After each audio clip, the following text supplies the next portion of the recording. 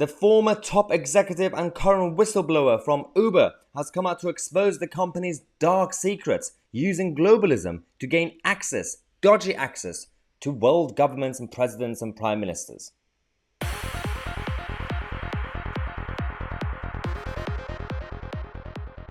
Right, well, the rest of the Westminster bubble are focusing on the Tory leadership candidates and everything else. We are talking about what's going on with globalism and the Silicon Valley, California companies that are taking over, and not for the good of the people anymore. The Uber, the app that was supposed to be helping drivers, people who had a car and they could just become a taxi driver.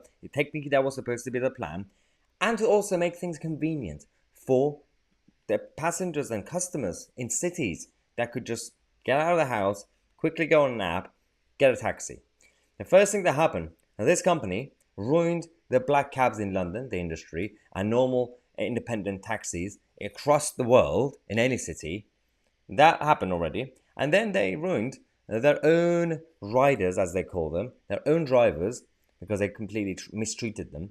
And now they're mistreating the customers and passengers. And now you wonder why. One of the former top executives, Mark McGann, has come out to be a whistleblower, and he's released thousands and thousands of documents and secret text messages, which we're going to show you now on this channel in this video, talking about what has been happening. This is fascinating because in 2016, the budget for lobbying from Uber reached £75 million.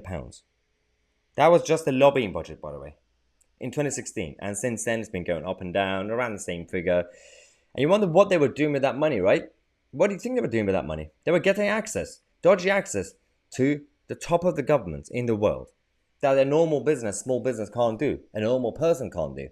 This was an email from the CEO of Uber to the president of France, Emmanuel Macron, saying, Emmanuel, oh wow, first name basis, I'm proud of you.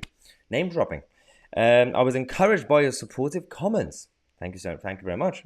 We continue to be committed to France and a positive transformation in the transportation sector.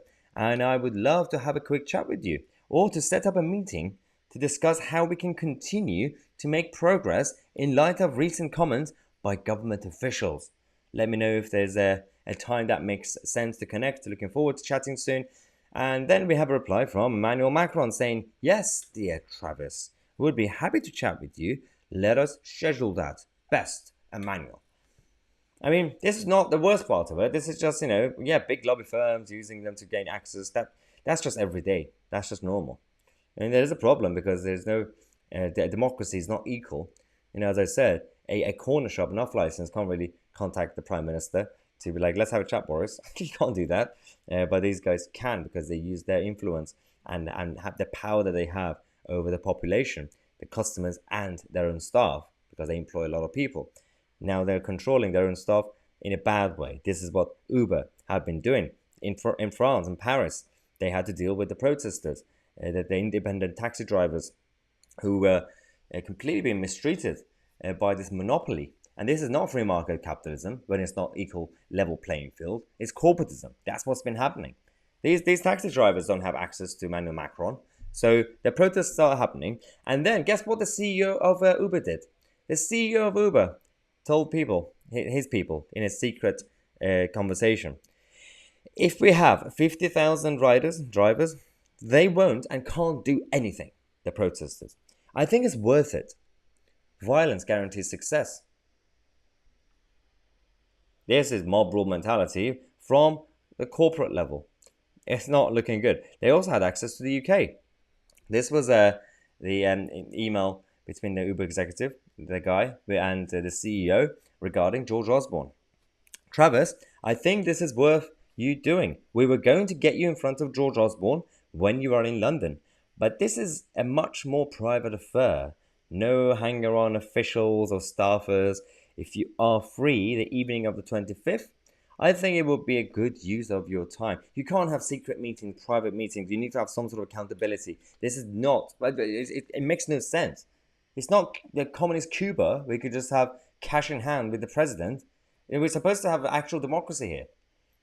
These issues are being exposed. Now, They had to become whistleblowers to do it. And now the current executives of Uber are trying to undermine the credibility of Mark McGann. And why? Because you're being exposed. It reminds me of every single time Julian Assange and WikiLeaks used to expose dark secrets, and the people who were being targeted, usually their tactic is to undermine the credibility of the source and the whistleblower. Really? Is that really the right thing to do for our society?